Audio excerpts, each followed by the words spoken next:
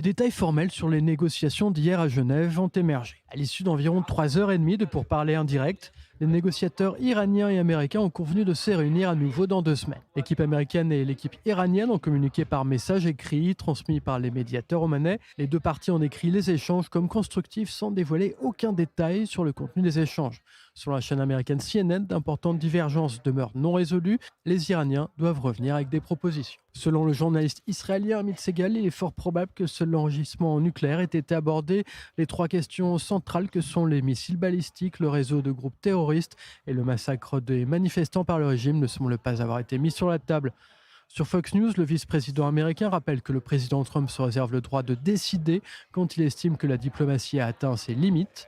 Je pense que le président dispose de nombreuses options. Nous avons une armée très puissante. Le président s'est montré disposé à l'utiliser. Il dispose également d'une équipe diplomatique remarquable. Il s'est montré disposé à l'utiliser également. Le président a donc été très clair avec les Iraniens et j'ai d'ailleurs discuté ce matin avec Steve Witkoff et Jared Kushner à propos des négociations. Les États-Unis ont fixé certaines limites à ne pas franchir. Notre principal intérêt ici est d'empêcher l'Iran de se doter de l'arme nucléaire. Nous ne voulons pas de prolifération nucléaire. Lors d'un entretien accordé à la télévision d'État, le président iranien nie toute velléité d'obtenir l'arme nucléaire. Nous l'avons répété à maintes reprises, mes propres déclarations n'ont aucune importance. Ce qui importe d'un point de vue idéologique, ce sont la politique et la fatwa du guide suprême. Nous ne cherchons en aucun cas à nous doter d'armes nucléaires. Quelle que soit la forme de vérification qu'il souhaite mettre en place, nous sommes prêts à nous y soumettre. Mais nous n'acceptons pas de ne pas pouvoir utiliser la science et les connaissances pour sauver nos patients ou pour servir notre industrie et notre agriculture.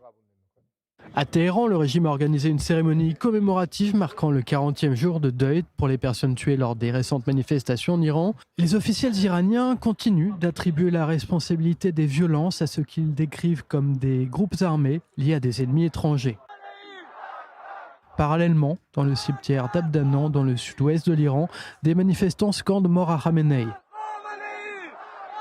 Le rassemblement a été ensuite dispersé par les forces de l'ordre qui ont tiré sur la foule. En Israël, l'ancien chef du renseignement militaire de Tsahal n'écarte pas la possibilité qu'une confrontation entre les États-Unis et l'Iran ne survienne dans les prochains jours. Il dit même qu'il réfléchirait à 2 fois avant de prendre l'avion ce week-end.